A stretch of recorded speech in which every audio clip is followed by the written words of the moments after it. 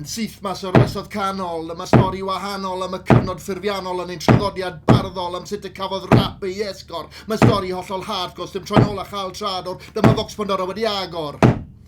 Cymbo sôn am Run DMC, Chuck D a Gloes yw'r tebyg a'r cyffro yn y rhythm yn gwneud geiriau yn berig. Cymbo Madog na Columbus yn darganfod yr Amerig. Cymbo pobl yn dechrau pwnco i ennill calenig. Roedd gyda ni'n Nghymru fach, gyfrinach arbennig gyda ma'r sting. Roedd y canu hwn yn llawn bling, cos if you wanna get paid then first you have to sing. Yn y niwloedd Cymbo Snoop yn dod i rap dros y loop ac Easy E ac Ice Cube. Yn meddwl yn ffurf y grŵp, roedd band o bastynwyr a beirdd yr uchelwyr yn cler a ledyd o lad. A dwi'n dechrau gwneud synwyr, roedd hwn hyd yn oed cyn ebychiadau'r ymanwyr.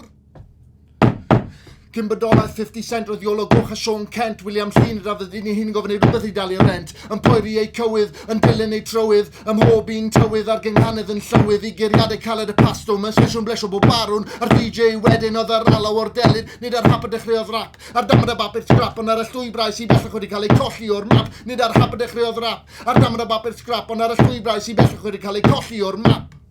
They may say that rap comes from the Bronx, but you're in Wales, we've been rapping for yonks. They may say that rap comes from the Bronx, but you're in Wales, we've been rapping for yonks.